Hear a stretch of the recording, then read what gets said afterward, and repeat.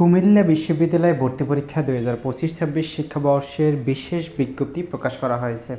অর্থাৎ গণবিজ্ঞপ্তি নিয়ে A B C ইউনিটের শূন্য আসনের সাপেক্ষে গণবিজ্ঞপ্তি প্রকাশ করা হয়েছে। গণবিজ্ঞপ্তিতে বিশেষ তথ্য এবং বিশেষ নির্দেশনা বলা হয়েছে। যে তথ্য বলা হয়েছে যে কুমিল্লা বিশ্ববিদ্যালয় 2025-26 শিক্ষাবর্ষের শূন্য আসনে এ বি সি ইউনিটের গণবিজ্ঞপ্তি প্রকাশ করা হয়েছে।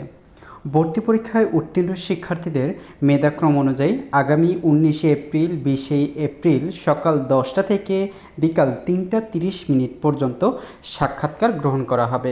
যা এ ইউনিট থেকে সাক্ষাৎকার গ্রহণ করা হবে 433 থেকে 700 মেধাক্রম পর্যন্ত। বি ইউনিটে মানবিক শাখা থেকে মেধাক্রম থেকে সাক্ষাৎকার গ্রহণ করা হবে 424 থেকে 535 পর্যন্ত।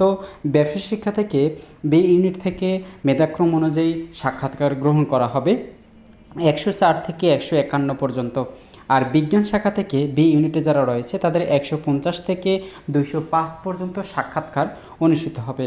এবং সি ইউনিটে ব্যবসায়ী শিক্ষা যারা রয়েছে তোমাদের সাক্ষাৎকার অনুষ্ঠিত হবে 281 থেকে 400 পর্যন্ত। মানবিক শাখা থেকে 26 থেকে 50 পর্যন্ত, বিজ্ঞান শাখা থেকে 29 থেকে 50 পর্যন্ত।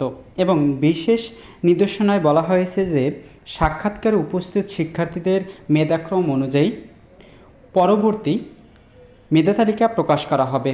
আসন খালি থাকা সাপেক্ষে ভর্তি করা হবে। সাক্ষাৎকারের সময় ভর্তি পরীক্ষার প্রবেশপত্র, এইচএসসি পরীক্ষার মূল নম্বরপত্র এবং উক্ত সনদের প্রত্যেকটির 1 কপি করে ফটোকপি জমা দিতে হবে। ভর্তির সময় শিক্ষার্থীদের ফি বাবদ 14,600 টাকা ব্যাংকে জমা দিতে হবে। এছাড়াও ডিন অফিসের উন্নয়ন ফি এবং বিভাগের উন্নয়নের প্রদান ফি প্রদান করতে হবে। বেসিক্যালি শিক্ষার্থী বন্ধুরা, তোমাদের এখানে বিজ্ঞপ্তিতে বলা হয়েছে যে গণবিজ্ঞপ্তিতে বিশেষ তথ্য বলা হয়েছে।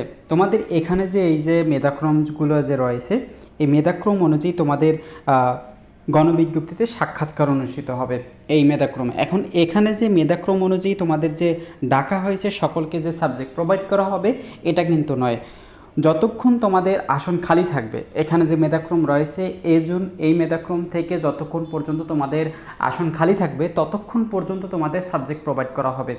তোমাদের পরবর্তীতে আবার যদি শূন্য আসন থাকে, সাক্ষাৎকারে যারা সাবজেক্ট পাওনি, ধরো তুমি এখান থেকে কোনো শিক্ষার্থী এ ইউনিট থেকে 400 ধরো তোমাদের 600 পর্যন্ত সাবজেক্ট পেয়েছে, ধরো 600 পর্যন্ত সাবজেক্ট পেয়েছে, বাকি 100 পর্যন্ত সাবজেক্ট পায়নি। এখন তারাও সাক্ষাৎকারে উপস্থিত থেকেছিল, এখন তারা কি সাবজেক্ট পাবে না?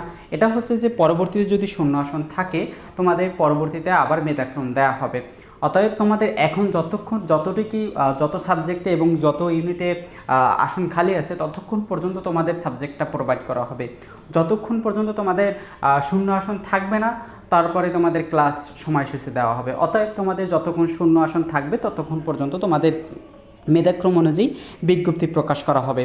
এখন তোমাদের আরেকটি বিশেষ নির্দেশনা রয়েছে যে কোনো শিক্ষার্থী, ধরো এখান থেকে যে মেধাক্রম পর্যন্ত ডাকা হয়েছে, যারাদেরকে ডাকা হয়েছে, এই সকল শিক্ষার্থীদের মধ্য থেকে কোনো শিক্ষার্থী যদি সাক্ষাৎকারে উপস্থিত না থাকে, কোনো শিক্ষার্থী যদি সাক্ষাৎকার উপস্থিত না থাকে, এখন তাকে সাবজেক্ট প্রোভাইড করা হবে না। এটা কিন্তু বিশেষ নির্দেশনা। এখন তুমি এখান থেকে তোমাকে ডাকা হয়েছে কিন্তু তুমি বিশেষ সমস্যার কারণে তুমি এখন তোমার এই ডেট অনুযায়ী তুমি উপস্থিত থাকতে পারলে না। পরবর্তীতে তোমার একটা আফসোস রয়েছে যে তুমি সাক্ষাৎকার উপস্থিত থাকোনি, কিন্তু এখন কি তুমি সাবজেক্ট পাবে?